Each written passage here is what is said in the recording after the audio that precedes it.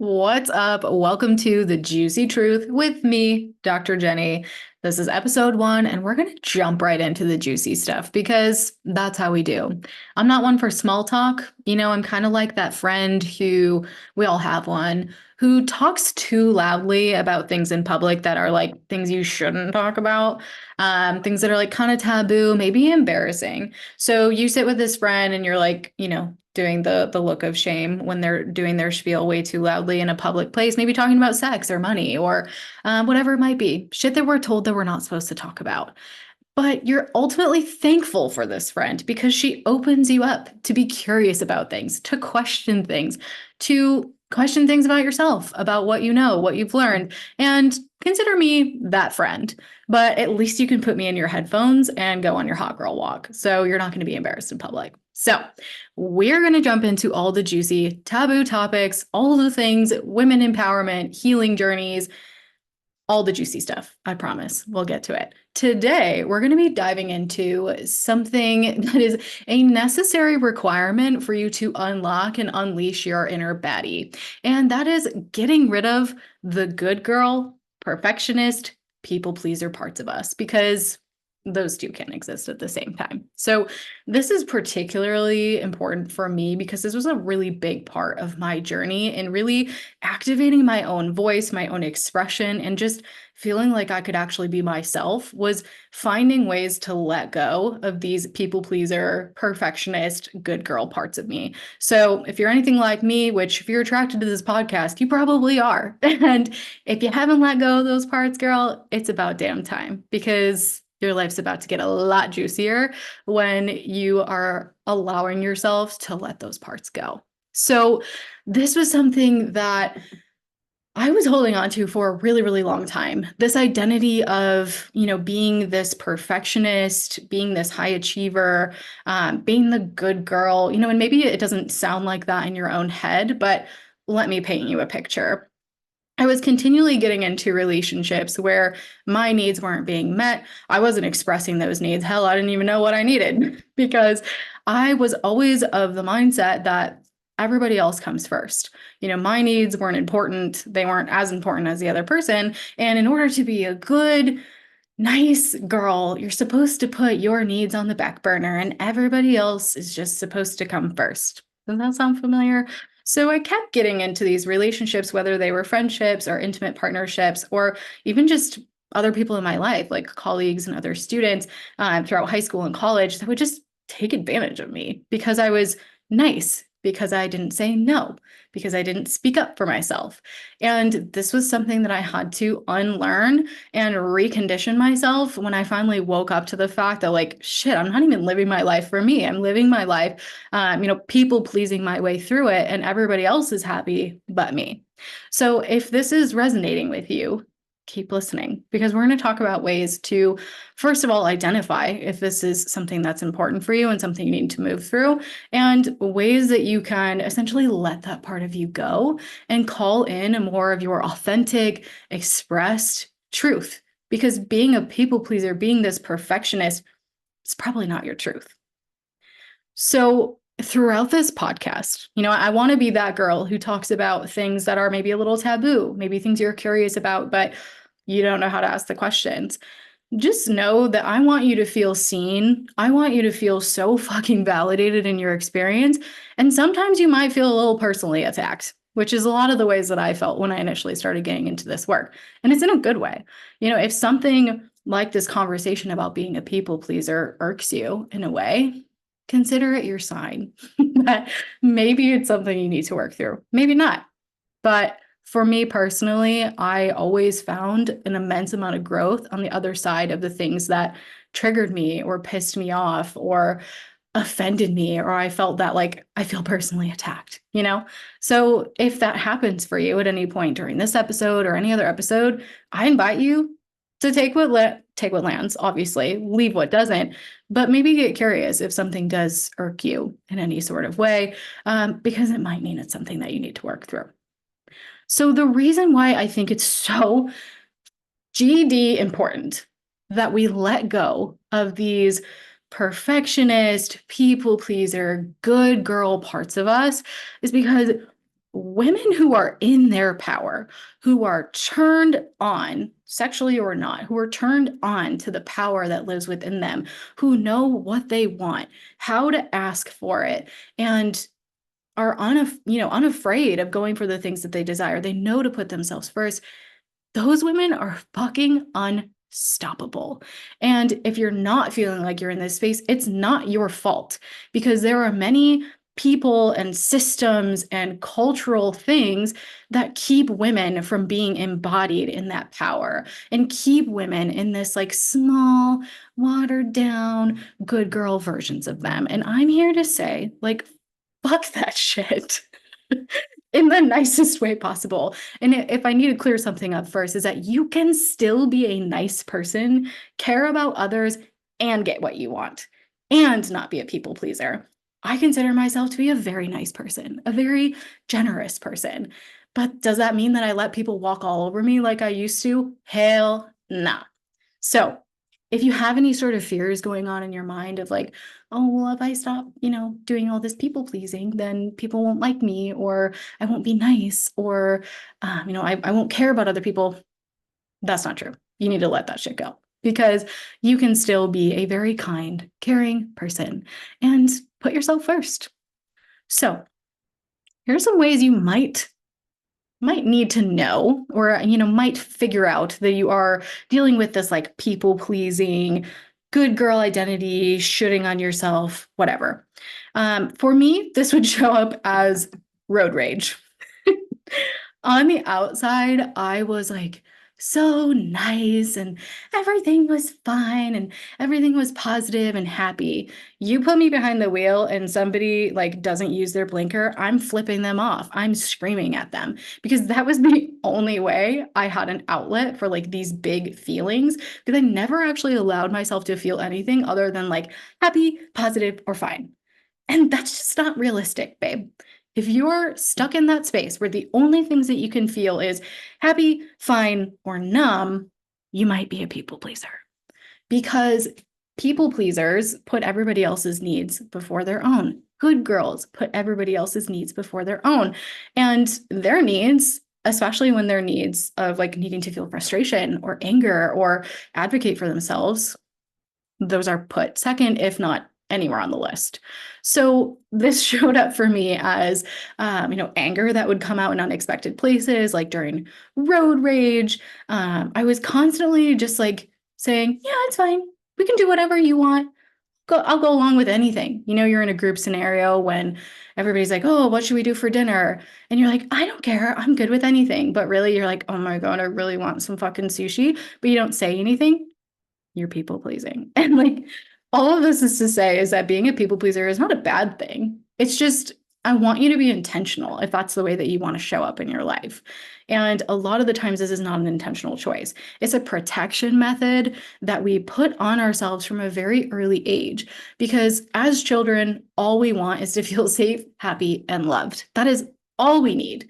And the relationship that we had to our primary caregivers, usually our mom and our dad, sometimes grandparents or whoever else you grew up with, the relationship that you have to them and how you get love from them, how you get praise from them, how you get attention from them, really sets up what I call these protectors, or these identities that we tend to take on later in life. So the people pleaser, the good girl, the perfectionist, those are all protection mechanisms that we develop as little girls or as children that, for an example, my dad is a self-identified perfectionist. He will still tell you to this day, I fucking love my dad. We'll talk about him more on another episode, but he is a self-proclaimed perfectionist. So to me, growing up, seeing him operate in that way, which he was just doing it because his dad was a perfectionist, and his dad never told him he loved him. The only way he got love was by getting praise for doing something perfectly, doing something right.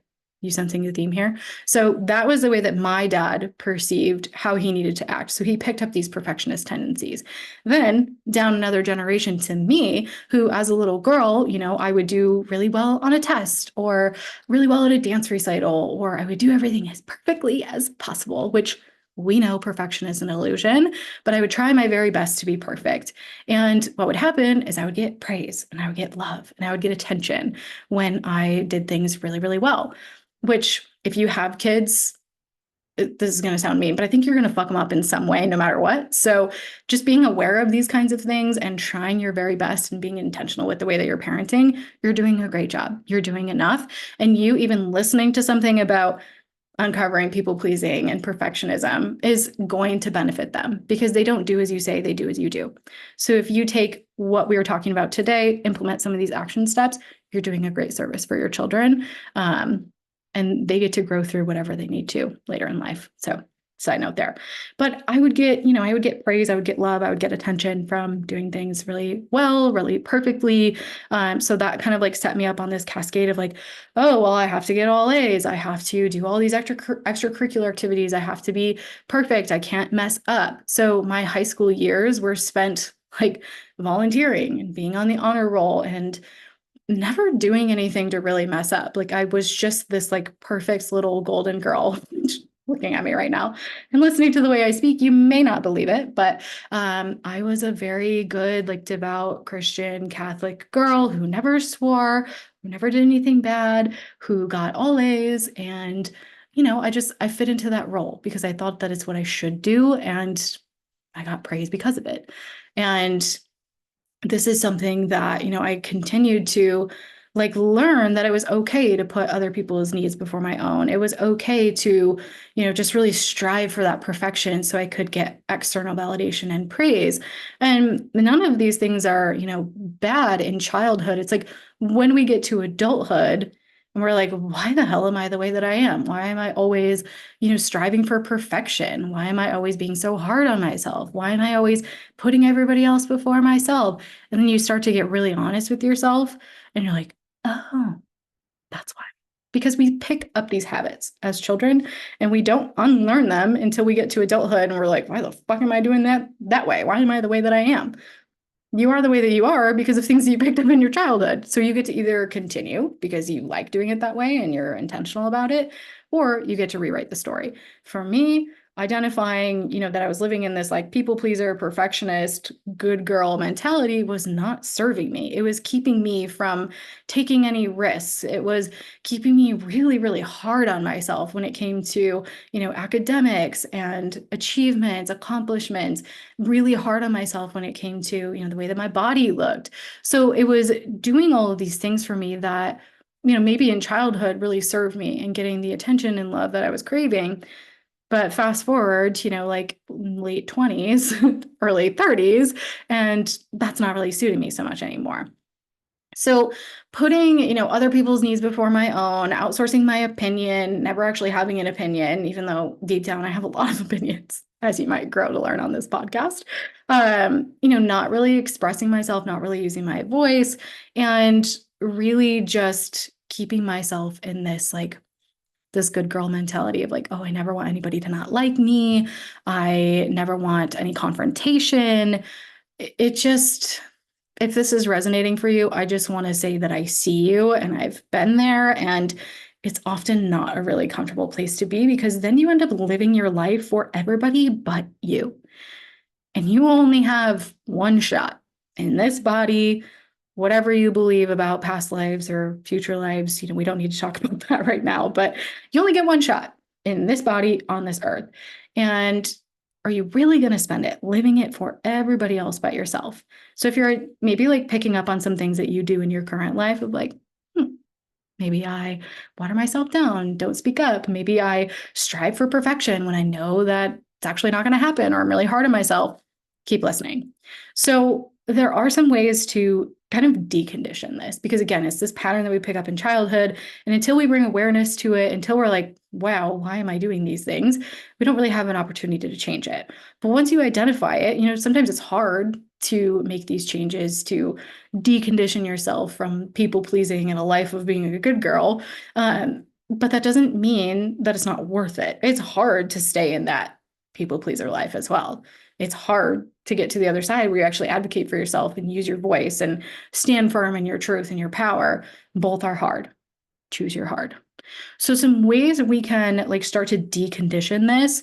I'm going to give you like 5 things that you can start doing and really start to get very aware and curious of how this is playing out in your life. So step 1, the first thing that you're going to do, if this is landing with you, if you're like, maybe I am living in this like perfectionist, people pleaser, good girl mentality, maybe some things from your childhood are starting to stand out. I want you to get really curious and be genuinely compassionate with yourself of where this people pleaser, perfectionist, good girl identity came from. I mentioned earlier that like my dad was a big piece of this because perfectionist was, the perfectionist piece of him is so strong. And I wanted to be just like him. I wanted to make him proud. I also grew up with a lot of religious conditioning, which uh, sorry in advance to any Catholic girlies on the podcast. The Catholic Church did me dirty growing up, so I might talk about some things. This is my experience. This doesn't mean that you can't have a great experience in that religion, and I just want to respect that. But the Catholic Church and the guilt that is put on you as a member of the Catholic Church, especially, growing up there and being a girl, the good girl conditioning was really fucking strong. I mean, I was so afraid of my own like desires and sexuality, and we'll dive into that in another place. Like there's just so much guilt, so much shame around your body, so much pressure to be, good and perfect and all of the things. So for me, a big piece of this, was my family life, but also growing up in a religion that tends to have a stereotype of this kind of issue. So again, if you're Catholic, like maybe you can relate. But number one thing I want you to start doing, get really curious and be very compassionate with yourself as you're uncovering some of these things. Where did these like people pleaser, perfectionist tendencies come from? Are you noticing any patterns of like people, places, or situations that might have started to create that? So once you get a good idea of what the root of this protector, again, this thing that you developed in childhood just to protect you, keep you safe, happy, and loved, it's not a bad thing. But once you identify that in your life, I want you to bring that into your current life. And that's step 2 is like, where is this showing up for you in your life? Where are you maybe putting other people's needs and opinions and validation above your own? Where are you putting other people's needs before your own where it's not necessary? Like there are certain circumstances when you're taking care of somebody, like you're taking care of a parent or a relative or a dog or a cat or a child, like you do need to put some people's needs before your own sometimes. But when it's this constant pattern and that's all you do, then it can be a little problematic. So get curious of where these things stemmed from, where their root is. Be compassionate with yourself if you're discovering that this is a big part of you. Say, thank you, people pleaser. Thank you, perfectionist. You have kept me safe up until now. But like, I don't need you anymore. So kindly get in the back seat. That's the goal, is we don't need to like fully remove these parts of ourselves unless you want to. But the goal is that they're not the ones driving the car of your life. They're not the ones calling the shots. They're like safely tucked in the back seat where maybe we hear them, chime in every once in a while, but we're not following their advice all of the time. So where is this still showing up for you in your life? Where are you finding yourself like wanting to be perfect, wanting to be the good girl that everybody likes, that never pisses anybody off, that never says anything wrong? For me, like a silly example of this just came up while I was traveling recently. And because I've been so used to putting other people's needs before my own, I have this really fun habit of if I'm on an airplane, shuffling through the line as quickly as possible to stow my bag above my seat, not wanting to be a burden on anyone. Like, heaven forbid, I should bump up against somebody in the aisle. I should hit somebody with my backpack or take 1 millisecond too long to put my bags away. Like, that part of my mind, this perfectionist people pleaser part of my mind was like death. And then fucking forget about it if I have to pee during the middle of a flight, like getting up and making somebody move and bothering them. Absolutely not. So I feel like I deconditioned a lot of these people pleaser parts of me, but it was still showing up.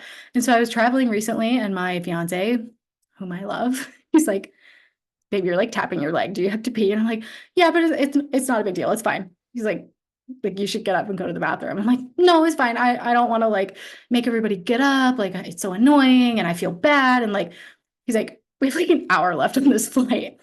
You need to get up and go to the bathroom. And I just had so much inner turmoil with this people pleaser part of me. And I just eventually was like, oh my God, he's so right. And you get to catch yourselves in these moments of like, wow, I'm being really silly. Like, I am a human. I have needs. If they had to get up and go to the bathroom and our roles were reversed, I would want them to advocate for themselves. So maybe there's some sneaky places that this is showing up for you. Like the example with like, what do you want to eat? How many times do you sit around with your girlfriends being like, oh, we should get some food. Where do you want to go? And you're like, wherever you guys want to go, that's fine. When really on the inside, you're screaming for like fucking tacos or sushi. Like, say that. Say what you want. Say what you desire, which we'll talk about in just a moment. So we're going to get curious. We're going to be compassionate with ourselves on how this people pleaser came to be, how this perfectionist part of you came to be. Step 2, we're going to figure out where it's showing up for you in your current life. Maybe it's in small, silly ways, like on an airplane, and you can just like easily cut that shit out. Or maybe it's in a bigger, broader context of your life, and you really need to start uprooting this. The number 3 thing that we're going to do is we're going to find some inspiration. We're going to just try it on from other women that you consider to be baddies. And baddies to me, there's a whole spectrum. You know, you can be wearing fucking pleather and like dark eyeliner like I am today. This is just how I wanted to express myself today. You can be really powerful and strong and vocal about your opinions and be a baddie. You can be soft and grounded and strong and still be a baddie. You get what I'm saying? There's many different flavors, many different expressions of being a bad bitch. All of them are caring, kind, still compassionate, wonderful people, but they know what they want. They know how to advocate for themselves. They know how to use their voice. They know how to express themselves externally with what feels good. Like, if you take anything away from this podcast, is that yes, we're going to unleash your inner baddie, but that gets to look different for every single one of you listening. Your version of a baddie probably looks a lot different than mine, and they're equally powerful and equally beautiful. So we're going to start to find some inspiration from other baddies, either in your life, in real life, on shows, movies, maybe characters in books, maybe they're even fictional characters, but women that you see, preferably women, that you see who are like expressed through the way that they dress. They're vocal about their needs and their desires. They're not letting people, walk all over them. A silly example of this is a cartoon I watched as a kid, Powerpuff Girls, which if that didn't age me, I'm shocked. But Buttercup, she was like the original baddie. She was the one who was like really tough and like tomboy. And I remember watching her as a little girl being like, oh my God, she's so cool. Like, I wanted to be like her. But instead, I was more like, I mean, they're all kind of badass, but I was just like really shy and timid and didn't speak up for myself, and because I didn't think that I could. So find other women who are doing maybe what you want to do, who are advocating for themselves, who are speaking up for themselves, who are not this like good girl perfectionist, and start to find ways you can try that on for yourself. Maybe it's just in the way that you express yourself outwardly. Maybe it's taking inspiration from something you've heard them talk about or seen them do. Like, where can you find inspiration from these other women and bring that into your life? The 4th thing you're going to do is start practicing your no. Period. No is a complete sentence. You don't owe anybody anything else other than no. If you want to say something else, if you want to justify why you're saying no to something, you can. But this is a sneaky place where that people pleaser tends to come in. It's like, no, I can't. I have other plans, when really your plans are like fucking vegging out on the couch with a bag of chips and like watching Netflix. I love that for you, but just say no, or no, I don't have the space for that today. I want you to practice saying no to things that don't feel like a fuck yes, don't feel like a hell yes, a heck yes, whatever your preferred term is. Practice saying no. And every time you say no to something that doesn't feel like a yes, something that's not aligned for you, you turn on your inner baddie just a little bit more. You show yourself love and respect just a little bit more. You let that people pleaser part of you shrink back just a little bit more, because people pleasers say yes. Even if they don't want to do it, Even if it's unaligned, they still say yes because the person asking is more important than them. Are there circumstances where we absolutely have to do something? Sure. But I think it's a lot more rare than our minds will let us believe. So get curious and compassionate with yourself. Where did this people pleaser come from? Where is it still showing up for you in your life? Maybe it is in making plans, putting too much shit on your schedule that actually doesn't feel good for you. Maybe it's not advocating for yourself in a situation that's frustrating, wherever it might be. You're going to find inspiration from other women who are showing up as their baddie self, expressing themselves through the way that they look, the way that they speak, and just start to try it on. If you need to create a mood board on Pinterest, go for it. I have a huge one. It's great. Then you're going to practice saying no. You can start to do this in places where it feels really safe for you to do so first. Say you have a friend that you feel really comfortable with, where if she asks you to do something and it doesn't feel really good for you, doesn't feel like a hell yes, say no. And you can justify it if you'd like, but no, sorry, I don't have space for that right now. I have something else I'd rather I'm doing instead. You can still be kind and compassionate and gentle to other people. I'm not telling you to go out here and be a raging bitch. That's not the point. You can still be a nice person who gets what she wants and asks for what she needs, right?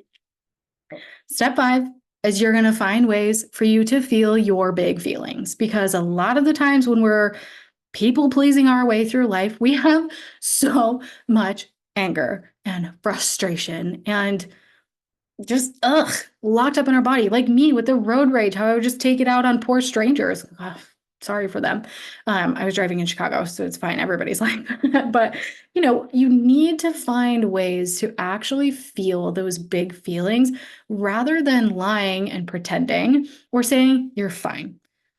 I think fine is the most bullshit word in the English language, to be honest with you, because often when we say we're fine, we're everything but fine. And we as women need to stop saying this, because when you say you're fine and you're actually not, you're abandoning yourself. You are saying that it's not important for you to express how you really feel. And I say all of this with a grain of salt because I know there are definitely circumstances where it doesn't feel safe to advocate for yourself in that way. I'm not suggesting that at this point. What you're going to start with is practice saying no and practice advocating for yourself in spaces that do feel safe. Starting to feel your feelings, your big feelings, in places that do start to feel safe for you. Maybe that means you go into a room and you punch a pillow and you scream into a pillow. That's a personal favorite of mine. Maybe you have somebody who can hold space for you safely and you ask them hey, can I vent? Can I express something that I'm going through that's really heavy and really hard? Maybe you talk to a therapist if you have one and say hey, I'm going through something really painful and I feel like I need to let myself move through it. And we'll talk a little bit more in a different episode about how to actually feel more of this in our body. But I just want to put a little, plant a seed that if you are trying to break up with this people pleaser part of you, this good girl part of you, a large part of that means getting comfortable with the opposite. Getting comfortable with being the woman who knows how to feel frustration and sadness and anger and knows that sometimes she's gonna have people that confront her. She's gonna have to have hard conversations. Sometimes she knows that she can't be perfect. Actually, a lot of the time she knows that she can't be perfect.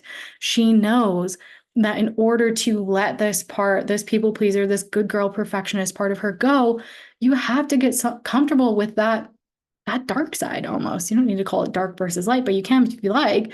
It's like this part of you that's able to actually feel something other than numb or fine or happy, because that's where the people pleaser lives, is in that space where that's all you're capable of feeling. When you open yourself up to feeling the opposite end of the spectrum, the anger, the rage, the frustration, the sadness in safe places. Again, we're going to dive into this more in another episode. When you open yourself up to feel that, you freaking open the floodgates of how much more joy, how much more happiness, how much more pleasure you can feel. Because if you're locking that part of you away so hard, you're not allowing yourself to feel anything potentially painful, you are blocking yourself from feeling the true depth of the good feelings too. And that's not a fun place to be.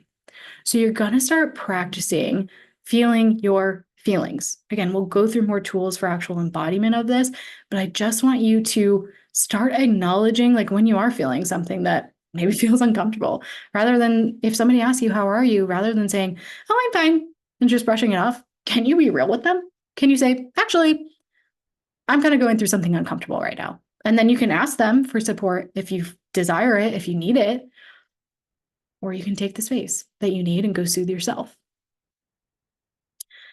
With starting to get curious about how this people pleaser, good girl part of you, this perfectionist part of you is playing a role, throughout your childhood up until where you're at now, how she's still showing up, how she's running the show, you are going to get so much clarity on where you need to let some of those pieces of you go. And you're going to let it go by finding inspiration from other women who are badass and who are doing that in the way that feels good for you.